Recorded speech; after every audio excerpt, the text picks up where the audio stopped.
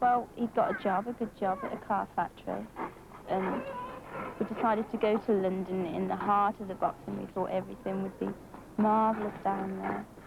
When we got down there, it was really hard. You know, he wasn't getting a lot of money, and we were living in a bed-sitter, sort of a bedroom and a kitchen, and this was all, and we stuck it for about 10 months, and then we decided to pack up and come home to Coventry, you know, and Bob went back to work till his fight, and he got more, and he was working more rounds and getting more money. But at first he was only getting about £30 per fight, which isn't a lot, within about every 3 months. Yeah, but at the same time as now Liverpool was known as the graveyard of champions. Why? It's because people just won't pay, because football is a monopoly in Liverpool. As a stranglehold on people there, and people will not pay, even in the Liverpool Stadium, which, as I said before, is very good for professional boxing. The atmosphere was there many years ago, but now it's all wrestling and judo and football, and boxing, I'm afraid, is a dying sport in Liverpool. The people next door, I mean, I am the same. I don't even know the neighbours. But years ago, everyone knew Bill Smith, and he was their champion. Let's go and see Bill. So it's exactly the same thing. Or George Oswell, someone I used to know, you know, good old fighter. And everybody knew, you know, people would say, oh, let's go and see him. And it's sort of, and nowadays it doesn't seem that way. They just don't seem to want to participate in it. Where do people get their champions from today? Well, working today. From, it's television, probably. The whole thing is far more commercial and competitive today. So therefore you've got fewer boxers because there aren't the number of promotions that used to go on. Very few make it out of the people that try to make it. You know, there's only 8 divisions, so there can only be 8 champions. I forget how many professionals there is in this country at the moment. I think there's 300 or 400 or something like that. So that's 8 out of, say, 350. That leaves, what, 342 not at the top. To be a good fighter, you've got to lead a hard life.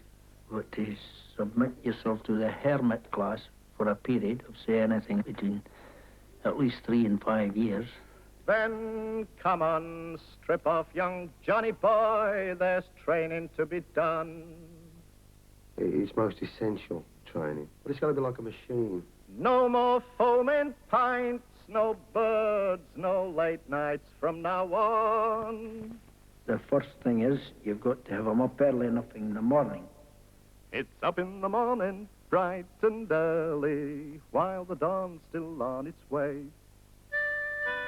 Before the noise and hurly-burly of the streets, before the steady beat of day, before the traffic sounds, before the marching feet of factory bound, you're out of bed and groping for your training clobber. I waken them. I'm up at 5 o'clock in the morning getting them ready for the road work at 6. Grab a slice of toast, there's time to make a cuppa. Mind you spread the butter, then go easy on the sugar. Easy or I'll wake the family. Creep out.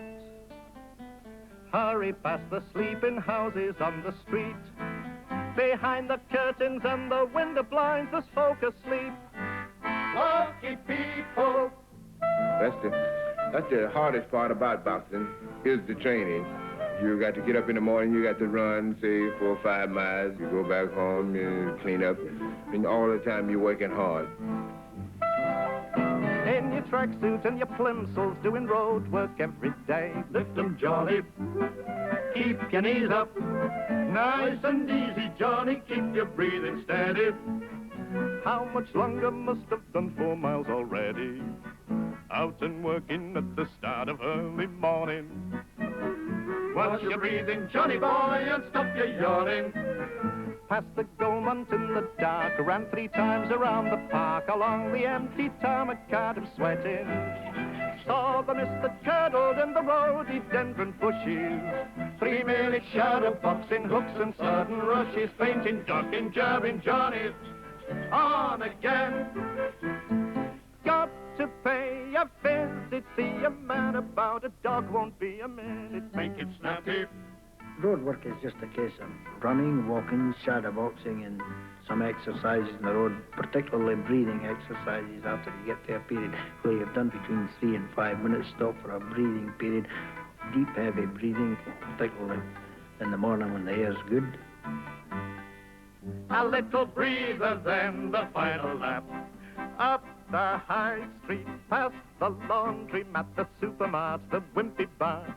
Now it's good and light.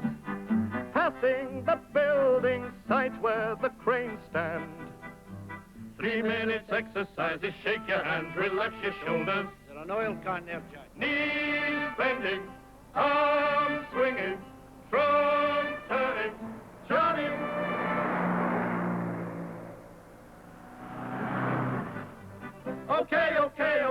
Okay, you've done your hour. Up to the gym, get a shower and a brisk rub down, and we'll do some skipping.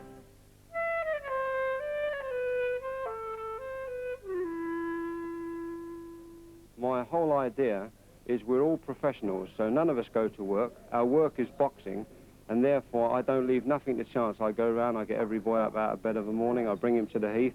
I leave nothing to chance. He's 100% fit. I like all my boxers to be perfect skippers. Sometimes I do as high as 25 minutes with them without a break, doing all sorts of exercises with the skipping ropes. Every day we're here, busy at the skipping, in the flashing ropes, jumping, leaping, tripping.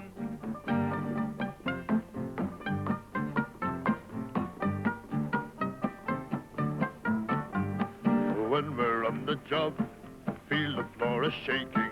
Up and down we bob, till our feet are aching. Come on now, get them up. Right up, right up, right up, right up. Up, up, up. Got to do it well. It's tough when you begin it.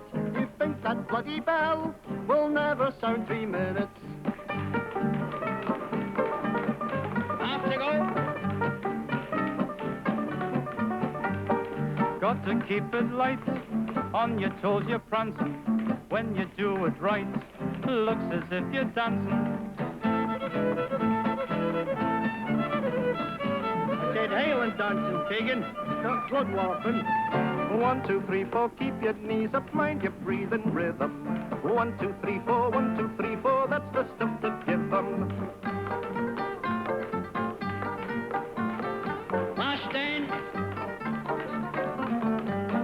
Helps your footwork in the ring, it makes you light upon your fins, and many a lad has saved his skin because he did his skipping. Time. When you're training, all right, you go on the ball, everything's going fine, you can hit the speed, but we keep it going, you feel good. I mean, as you get fitter, you feel better. You push yourself harder as well. And so it never comes easy. Your training for boxing never comes easy. You're pushing yourself all the time. Imagine the bag is the bloke in the ring. It's either you or him.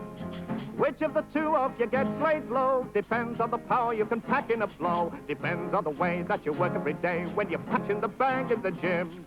So give it a wham, boy, jog it, flog it, slug it, belt it, Johnny, belt it, Johnny. Make every punch felt, make it a real belt, belt it, Johnny, belt it, Johnny. When you're turning that wee left hook up, pivot round to your right on your left toe. Now just try it. A wee circular movement. You want the ball of your feet and just pivot round and punch as you do so. Come on now, just a wee quick turn, a wee quick turn.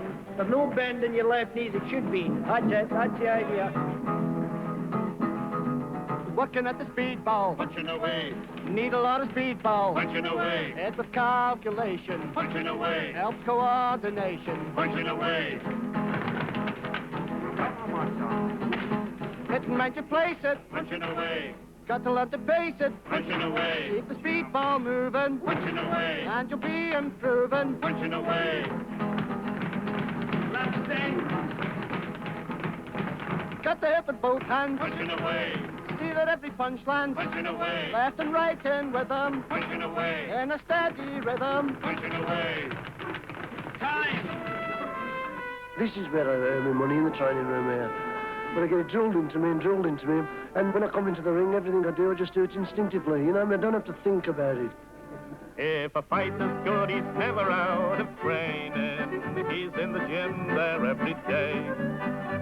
That's where he works to keep his body fit. That's where he goes to sweat it out. That's where he learns his trade. That's where the champion boxers all are made. That's where you go to learn the ABC of boxing. Dinner club show. Well, it's like, what can I say? I suppose it's like cabaret. It's the same thing. It's after they've had their meal, you become, you know, something for businessmen to watch. And it's a good thing in as much as it gives fighters, you know, boxers to work, but it doesn't give the public a chance to see them. There is a great danger of boxers appearing too often in dinner clubs and not in public shows. They become unknown to the general public and also to the important newspaper men. And when they then get to the top, they've got no following. A club, who is usually a very rich concern, etc., they don't care two hoots about, you know, professional boxing as such, I don't think, really. I think it's just, you're just there to satisfy their, you know, their customers or their guests. I don't think they really, you know, think on you as human beings sometimes. I think you're just there to perform and to pay you. If you perform good, they'll have you back. And if not, well, they probably won't touch you again. You know, but I honestly don't think. I think probably the large promoters probably takes a bit more interest in the fighters as such. Not too much, but they're at least more polite towards you anyway and treat you like human and not as merchandise. Well, it's the society we live in, I suppose. I mean, they go, you become like, what can I say? It's like the dancing girls after the dinner, you fetch on the gladiators. It's exactly the same thing. The first needs must be, is this thing going to be attractive to the public? And as far as I am concerned, on the promotorial side, to get an ideal contest, you must have aggression versus defense. You see, even matching is careful. I mean, even when they threw the Christians to the lions, if there was a little Christian, they didn't put two big lions in, did they? Hey? Probably put two Christians and one little lion. You see, matches have got to be reasonably even. There's your trainer breathing down your neck, he's always by your side. And how and when you do your walk, it's him that will decide. He tells you what things you can eat and when to go to bed. And he keeps you off the girls and makes you exercise instead. The trainer gets the rackings and the manager gets the bouquets. Because I have a saying that I don't want any drones in my organisation. Give me the tang of liniment and the heady smell of sweat. Give me the boy who draws them in, give me the certain bet. Give me the foot of leather and the music of the bell. Give me the clink of money and I know that all is well. We quote to Johnny, we talk to him. We say, now Johnny, George does the managing, Alex does the promoting, you do the fight. Of all the music in the world, give me the yelling mob. The bloke who pays his fiver and the bloke who pays 10 bob. There's the sigh that greets the near miss and the groan that greets a fall. But the roar that greets a knockout is the sweetest sound of all. The adulation of the mob. We're all the mob. Don't let us give ourselves airs. We're all the same. I love the mob as much as I love anything. I've always lived through the mob. They've always supported my fighters and myself. And without the mob, I couldn't live.